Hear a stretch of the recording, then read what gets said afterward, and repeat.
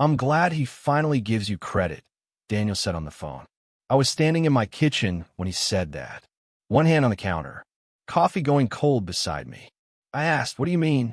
It was a short pause. Then he said, "Your father was telling people last night that none of this would exist without him, that he funded you early, introduced you to the right people, helped you build the whole thing." I didn't say anything, because Daniel wasn't confused easily. If he was calling me, it meant my father had said it clearly, confidently, more than once. I looked out through the window over the sink and tried to picture it. My father standing in a room full of people, telling my story like it belonged to him. And the first thing I felt wasn't anger. It was precision. That's where this starts.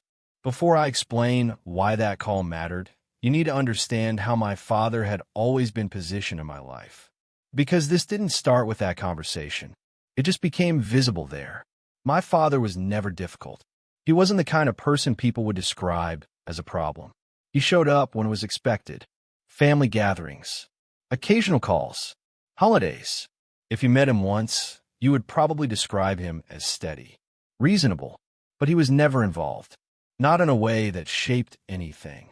While I was in my early 20s, I was working 2 jobs, one during the day, one at night, trying to build something that didn't exist yet. A small service business at first. Basic, unstable, mostly trial and error. I remember sitting at a table at around 11:30 p.m. one night, going through expenses, rent, supplies, things I had underestimated. I called him that evening, not for money, just to ask a question. "How would you structure something like this?" I said. He paused, then said, "You'll figure it out." Not dismissive, just distant. I said, "Yeah." And that was the end of it. That was the pattern. He didn't interfere. He didn't support either. He stayed just outside of anything that required involvement. When things started to improve, he noticed. Not immediately, but once it became visible. When I moved into a better office space, he asked, "So things are going well?" "Yes." "That's good." When I hired my first employee, he said, "That's a step." "Yes." "Make sure you manage it carefully." I nodded. "I will." That was the extent of it. Observations, general advice that could apply to anything. Nothing specific. Nothing that came from being part of the process. If you've ever built something without guidance, without anyone stepping in to help or even slow you down, you understand that kind of distance. If that sounds familiar, stay with me. It matters later. Over time, the business grew. Not quickly. Not in a way that draws attention at first. Just steadily. 1 client turned into 3. 3 turned into 10. 10 turned into something structured. By the time I was in my early 30s, it was stable.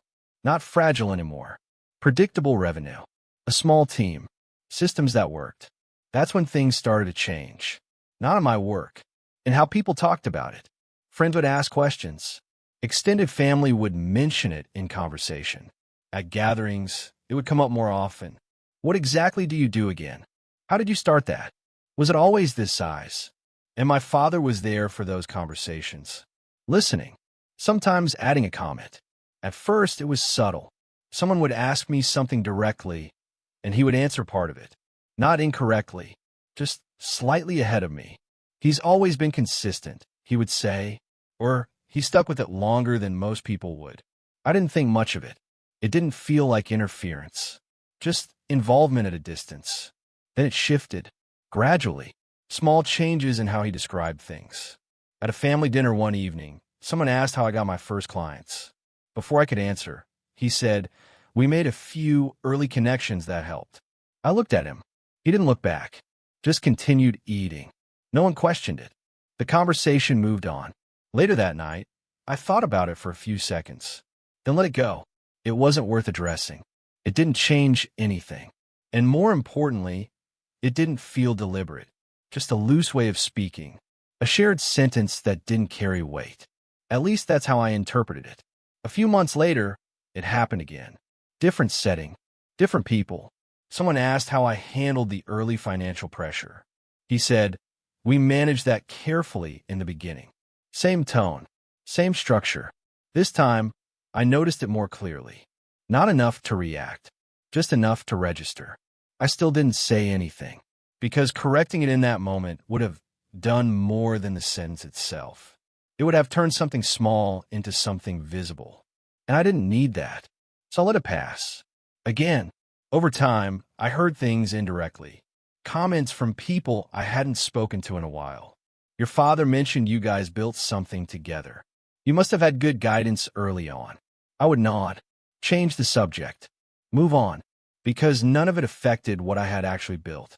It didn't change the work, didn't change the structure, didn't change the reality. And as long as it stayed in that space, indirect, slightly off, but not specific, it wasn't something I needed to address. That's what I thought, until Daniel called and repeated the exact words my father had used. Not general, not implied, specific, clear, detailed in a way that didn't leave room for interpretation. That's when I realized this wasn't something casual anymore. This was a story he had started telling, and he was telling it like it was true. I didn't respond to Daniel right away. I stayed where I was, standing at the counter, phone still in my hand. "Are you there?" he asked. "Yes," I said. There was a short pause. Then he said, "I wasn't sure if I should call you about it. I'm glad you did." He exhaled slightly. "Look, I didn't say anything there," he added. "I didn't want to create a situation without knowing." "I understand." Another pause. Then he said, but it wasn't vague. He was very specific. I leaned against the counter. "What exactly did he say?" Daniel didn't rush the answer, like he was deciding how much detail to give. "He said he backed you early," he said, "that you came to him with the idea and he helped you structure it." I didn't interrupt. "He mentioned introductions," Daniel continued. "Said he connected you to your first serious clients." I looked down at the surface of the counter. There was a faint mark near the edge I had never noticed before. "And he talked about funding," Daniel said. "Not huge amounts, but enough to get you through the early phase." That part was almost precise in its construction. Not large enough to invite verification, just enough to sound credible. I nodded, even though he couldn't see it. "Who else was there?" I asked. "About 8 people," he said, "mostly from the industry. A couple of people you've worked with before." I thought about that for a second. Did anyone question it? "No," he said. "Why would they?" That was the part. If no one had context, there was nothing to question. He continued. "Someone asked how involved he was now," Daniel said. "He said he stepped back once things were stable. Let you run it." I let out a small breath through my nose. "Of course he did." Daniel paused. "You don't sound surprised." "I'm not," I said. That wasn't entirely true, but I understood the pattern now. This wasn't new behavior. It was just expanded, more detailed, more confident. "And just so you know," Daniel added, "it didn't match anything I know about how you built this." "I know." There was a moment of silence. Then he said, "Do you want me to correct it if it comes up again?" I thought about that, then said no. "You sure?" "Yes." Because correcting it through someone else wouldn't solve anything. It would just shift the conversation, create a version of the truth that depended on second-hand clarification. And that wasn't what this required. "All right," he said. "Just wanted to check." "I appreciate it." We ended the call shortly after. I put the phone down on the counter. Didn't move right away. Just stood there, looking at nothing in particular. Then I picked up the coffee I had left earlier. Took a sip. Cold. I set it back down. Walked to the window. Looked out at the street. Cars moving normally. People passing by. Nothing had changed. But something had. Not in the business. Not in the work. And how it was being described. And who was describing it. I thought about calling him. Right then.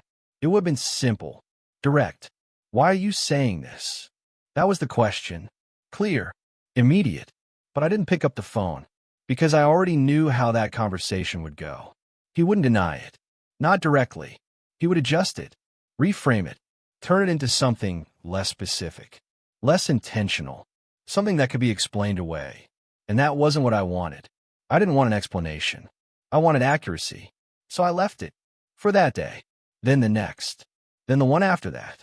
Not ignoring it. Just letting it sit. Testing it. Seeing how it felt without reacting to it immediately. Over the next few days, I paid attention. Not to him, to how often it came up. And it did. Twice more. Indirectly.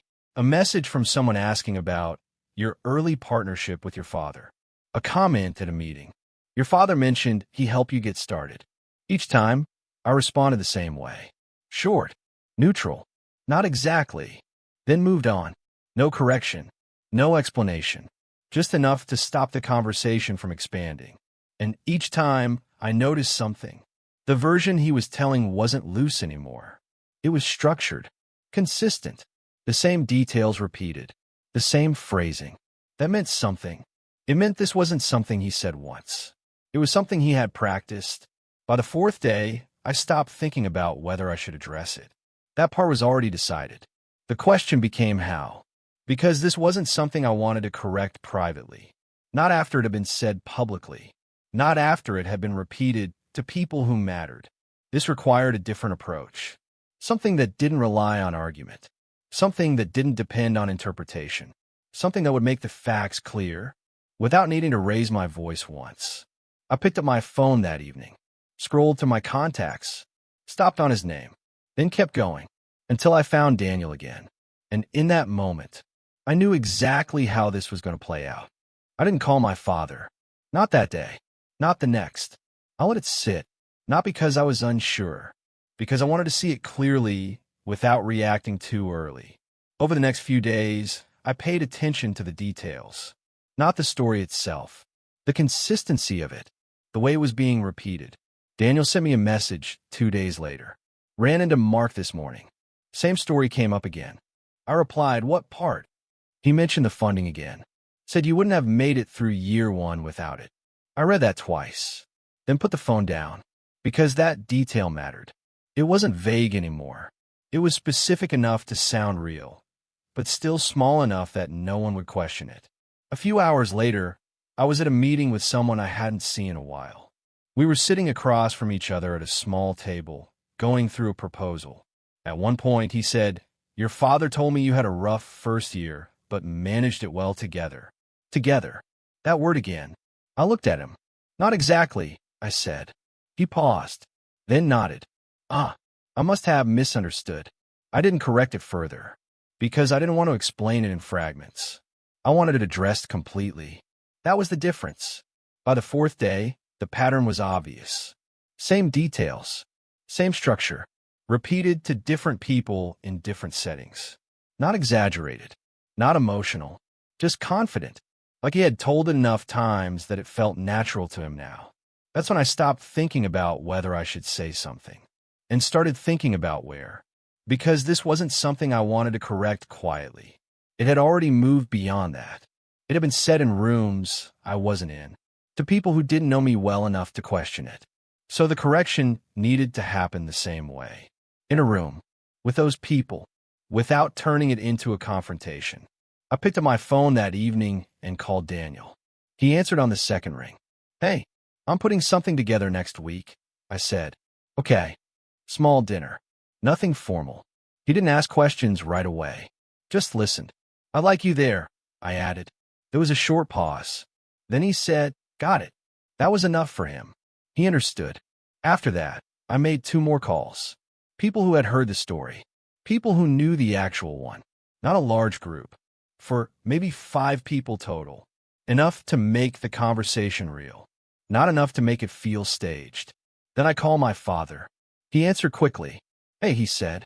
Hey, I was thinking of having dinner next week, I said. Just a few people. All right, I'd like you to come. Of course. No hesitation. No question about who else would be there. Just agreement. That told me everything I needed to know.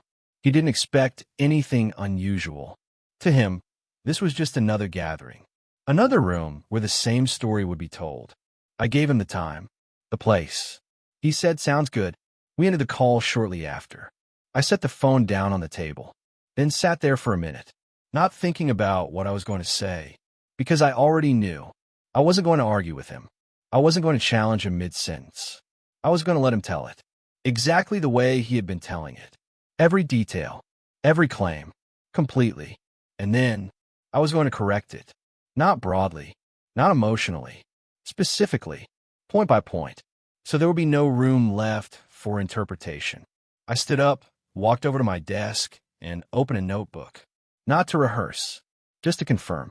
Dates, numbers, the actual sequence of events. The first contract, the first payment, the months where there was no income at all. I wrote them down once, then closed the notebook, because I didn't need to memorize them. I had lived them, and that was the difference. The story he was telling sounded right, but it didn't belong to him. And in a few days, he was going to tell it one more time, in the wrong room. The dinner was set for Thursday, 7:30 p.m., same place I usually used for smaller meetings. Corner table, enough space for 6, quiet enough that conversation stayed contained. I arrived 10 minutes early, not to prepare anything, just to sit. The table was already set, glasses in place, plates aligned. I adjusted one of them slightly, then sat down. Daniel arrived first. Evening, he said. Hey. He took his seat, looked at me for a second, then said, You're calm. I am. He nodded. Good. He didn't ask anything else. That was the benefit of having the right people there. No one needed an explanation. The others arrived over the next few minutes. Short greetings, small talk, normal conversation. Then my father walked in, right on time. He looked around the table, recognized a few faces, and smiled. Good group, he said. Sit, I replied. He took the seat across from me. No hesitation, no sense that anything was different. The waiter came by. Orders were placed. Drinks arrived. The conversation started the way these things always do. Work, travel, general updates. Nothing related to the reason we were there. I let it move naturally. Didn't direct it. Didn't interrupt it. Because forcing it would have made it obvious. And that wasn't the point. About 20 minutes in, Daniel leaned back slightly and said, I've been meaning to ask something. He looked at my father. How involved were you in the early stages of his business? Simple, direct, exactly the kind of question that had been asked in other rooms.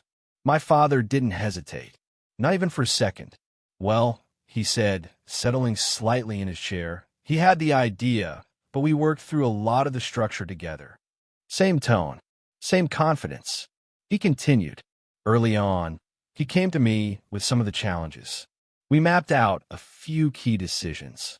No one interrupted. No one reacted. Just listening. I also helped with a few introductions, he added. Connected him to the right people at the right time. I watched him, not his words, his certainty. Then he said, there was a bit of financial support at the start as well. Nothing major, but enough to keep things moving. There it was. Exactly the way Daniel had described it. Clean, structured, believable. He went on for another minute. Small details, reinforcing the same idea, until he reached the point where he usually ended it. After that, I stepped back, let him run with it. He smiled slightly, like he had just finished explaining something clearly. The table stayed quiet for a second, not tense, just still. Then I spoke, not quickly, not slowly, just at the point where he had finished. That's not what happened. No emphasis, no edge, just the sentence. He looked at me, slightly surprised, not defensive yet, just caught off guard. I continued. The first year, I didn't have any funding, I said. Not from you, not from anyone. I kept my tone even. The first contract came through a cold outreach. No introduction.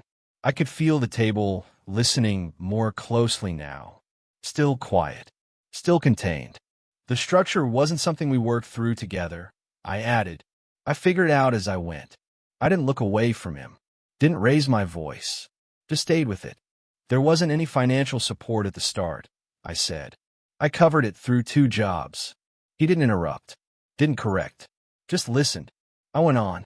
The timeline you described isn't accurate, I said. You weren't involved in those decisions. No pause between sentences. No space for interpretation. Just clear statements. I stopped there, because there wasn't anything else to add. The facts were enough. The table stayed quiet. No one spoke immediately. Daniel looked down briefly, then back up. One of the others shifted slightly in their chair. Small movements. Nothing dramatic. My father sat there, looking at me, processing. He didn't argue, didn't try to adjust it. Because there wasn't anything to adjust. Everything had been said, clearly, in the same room, in front of the same kind of people he had told the story to before. And for the first time, there was no version of it left that belonged to him. I picked up my glass, took a sip, set it back down, and let the silence sit where it was. Because it didn't need to be filled. No one rushed to speak. The silence held for a few seconds longer than usual. Not uncomfortable, just precise. You could hear small things. Cutlery being set down. A glass shifting slightly on the table. Then Daniel leaned forward just enough to break it. That makes sense, he said. Simple, neutral, but it changed the room. One of the others nodded. Yeah, he added. That lines up with what I've seen. Another voice followed, quieter. I always assumed you built it independently. No one looked at my father when they said it. They didn't need to. The correction had already happened. My father reached for his glass, lifted it halfway, then set it back down without drinking. He adjusted the position of it slightly, like that mattered, then said, I may have simplified things. His tone was even, controlled. I nodded once. There's a difference between simplifying and changing what happened. He didn't answer right away. He looked at the table, at the space in front of him, then said, I wasn't trying to take anything away from you. I know, I said, and I did, because this wasn't about him trying to take something. It was about him placing himself somewhere he hadn't been, and letting that version settle in. The table shifted again. Conversation resumed, carefully at first, then more naturally. Someone asked about a project Daniel was working on. Another person mentioned a recent deal. The rhythm came back, but it was different now. Less assumption, more attention to what was actually being said. My father spoke less, not withdrawn, just measured. When he did speak, it was shorter, more direct. He didn't add to anyone else's answers, didn't expand on anything that wasn't his. I noticed that, not as a change, just as an adjustment. At one point, someone asked me about a recent expansion. When did you decide to move into that market? They said. About 18 months ago, I replied. What triggered it? Demand was already there, I said. We just hadn't structured for it yet. No one added anything. No one filled in a missing piece. The answer stayed exactly where I placed it. That mattered. Dinner continued. Plates were cleared. New ones arrived. Water refilled without anyone asking. Small conversations formed and dissolved. The kind of flow that doesn't require effort. But underneath it, there was a difference. Not visible, just understood. By the time dessert came, the earlier moment felt settled. Not forgotten, just complete. When the bill arrived, I picked it up without saying anything. Looked at it once. Set my car down. The waiter nodded and took it. No one offered to split it. No one made a comment. It wasn't that kind of dinner. People stood up gradually. Chairs moved. Jackets picked up. Phones checked. Goodbyes were exchanged in small clusters. Daniel paused as he put his coat on. Looked at me for a second. Good evening, he said. It was, I replied. He nodded once, then left. The others followed, one by one, until the room emptied out, and it was just the two of us standing near the entrance. My father adjusted his jacket, smoothed the front of it once, looked toward the door, then at me. I didn't think it would go like that, he said. I nodded. I know, there wasn't anything else to explain, because the outcome wasn't surprising, just inevitable. We stepped outside. The air was cooler, quieter than the room we had just left. Street lights reflecting off the pavement. A car passed slowly, then nothing. We walked to the car without speaking. I unlocked it, got in.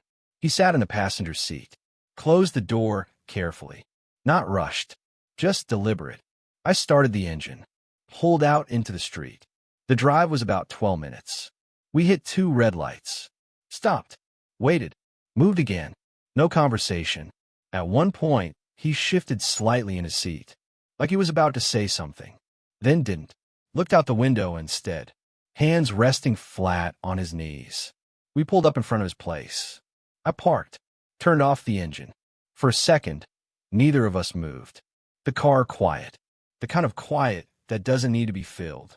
Then he reached for the handle, paused. I said one thing. I built this myself. No emphasis, no weight added, Just clear. He didn't turn fully. Just nodded once. I know, he said. Then I added, now they know that too.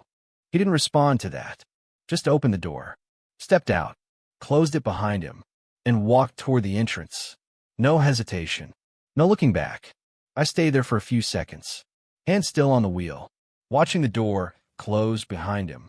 Then I started the engine again and drove away because there was nothing left to correct. No one rushed to speak. The silence held for a few seconds, longer than usual. Not uncomfortable, just precise. Then Daniel leaned slightly forward and said, "That makes sense." Simple, neutral, but it shifted the room. One of the others nodded. "Yeah," he added. "That lines up with what I've seen." No one challenged it. No one tried to soften it. The conversation moved, but differently now. Less assumption, more awareness. My father didn't speak for a moment. He reached for his glass, adjusted it slightly, then took a small sip, set it down carefully, then said, "I may have simplified things." Not defensive, not apologetic, just a statement. I nodded once. There's a difference between simplifying and changing what happened. He didn't respond immediately, just looked at the table, then said, "I wasn't trying to take anything away from you." "I know," I said, and I meant that, because this wasn't about intent. It was about accuracy. The conversation shifted again after that, back to neutral topics. Work, travel, plans. But something had changed. Not in the volume. In the structure. No one referred back to what he had said. No one needed to. It had already been corrected. Clearly. Without escalation. That was enough. Dinner continued for another hour. Food came and went. Small conversations formed and dissolved. My father spoke less than he had at the start. Not withdrawn. Just measured. At one point, someone asked me about a recent project. I answered. Briefly. Directly. No embellishment. No expansion. And for the first time in a long time, no one else added anything to it. That mattered. When the bill came, I took it. Didn't make a point of it. Just handled it. People stood. Chairs moved. Goodbyes were exchanged. Normal. Contained. Daniel paused for a second as he was leaving. Looked at me. Gave a small nod. "Good evening," he said. "It was," I replied. He left. The others followed, until it was just me and my father standing outside. The air was cooler, quieter than the room we had just left. He adjusted his jacket slightly, looked at the street, then at me. "I didn't think it would go like that," he said. I nodded. I know. There wasn't anything else to add, because the point had already been made, clearly, without needing to repeat it. We walked to the car without speaking. I unlocked it, got in. He sat in the passenger seat, closed the door carefully. I started the engine, pulled out into the street. The drive was about 12 minutes. No traffic, no conversation, just the sound of the engine and the occasional turn signal. At one point, he shifted slightly in his seat, like he was about to say something, then didn't. We pulled up in front of his place. I parked, turned off the engine. For a second, neither of us moved. Then he reached for the handle, paused. I said one thing. "I built this myself." Not loud, not sharp, just clear. He didn't turn fully, just nodded once. "I know," he said. Then I added, "Now they know that too." He didn't respond to that, just opened the door, stepped out, closed it behind him, and walked toward the entrance. No hesitation, no looking back. I sat there for a few seconds, hand still on the wheel, not thinking about what had just happened, because there was nothing to reconsider. It had been handled exactly the way it needed to be, and there was nothing left to correct. The next morning didn't feel different. That was the first thing I noticed. I woke up at the same time, 6:30. The alarm went off. I turned it off before it could ring twice. Got up, walked into the kitchen, started the coffee. The machine made the same low sound it always did. Nothing carried over from the night before. No tension, no replay, just the start of another day. I stood at the counter while it brewed, looked at the same spot on the wall I look at every morning. Not thinking about the dinner, not thinking about what I said. That was new. Usually, after something like that, there would be a loop. What I could have said differently, whether I went too far, whether I should have handled it another way. This time, there was none of that. My son came into the kitchen a few minutes later, still half asleep, sat down without saying anything, then asked, "What are we having?" "Same as yesterday," I said. He nodded. That was enough. My daughter came in after that, looked around, then asked, "Do I have school today?" "Yes." She paused, then said, "Okay," like she had expected a different answer. Routine. Everything exactly where it should be. And that's when it became clear. Nothing from a night before had followed me into this. It stayed where it happened. At that table. In that room. Over the next few days, life moved the same way it always did. Work in the mornings. Meetings. Calls. Decisions that actually mattered. Evenings at home. Dinner at the table. Small conversations. Plans for the weekend. Nothing interrupted. Nothing needed to be explained. I didn't hear from him. No call. No message. Which wasn't surprising. There wasn't anything left to say. A week later, I saw him at a small family gathering. Nothing formal. Just a few people. He was already there when I arrived. Standing near the back of the room. Talking to someone. When he saw me, he nodded. I nodded back. That was it. No mention of the dinner. No reference to what had been said. The conversation between us stayed exactly where it needed to be. Minimal. Accurate. At one point, someone asked me about work. "Where are you focused on right now?" they said. "Expansion," I replied. "New markets." "How's that going?" "Steady." They nodded. That makes sense. My father didn't add anything. Didn't fill in a gap. Didn't extend the answer. He just stood there, listening. That was the change. Not dramatic. Not visible to anyone who didn't know what came before. But clear. He had adjusted. Not because we discussed it. Because it had been made clear. Accurately. Once. And that was enough. A few weeks later, Daniel mentioned something in passing. "I saw your father at an event," he said. "Yeah." He kept it simple this time. I nodded. "Good." Daniel looked at me for a second. "You handled that well." "I handled it directly," I said. He nodded. "That too." We moved on. Because there wasn't anything else to say about it. That situation didn't need follow-up. It didn't need maintenance. It had been corrected. Completely. And that was the point. One evening, I was sitting at the table with my son going over something for school. He got stuck halfway through, looked at me and said, "I don't get this." I leaned over, pointed at the line he had missed. "Start here." He looked again, then nodded. "Oh," went back to writing. I sat there for a second after that. Not because of the problem. Because I noticed something. I wasn't thinking about how to explain it. I wasn't adjusting my tone. I wasn't second-guessing anything. I was just there, present, clear, exactly where I needed to be. And that's when it settled in fully. The difference between what he had been claiming and what I had actually built. One was a story. The other was this. Daily, consistent, unseen by most people, but real. That's what success actually looked like. Not the version that gets told in rooms. The version that gets lived. If there's one thing I took from that dinner, it's simple. Some people try to place themselves inside something they didn't build because it reflects well on them. You don't need to argue with that. You just need to make sure the record is accurate. Once, clearly, in the right room, and then you move on. Because the truth doesn't need repetition. It just needs to be stated correctly. If that sounds familiar to you, you're already in the right place. Hit subscribe and tell me this. Have you ever had someone take credit for something you built? What did you do? There's another story I want to share with you next. Because sometimes the correction isn't about proving someone wrong. It's about making sure the truth is the only version that stays.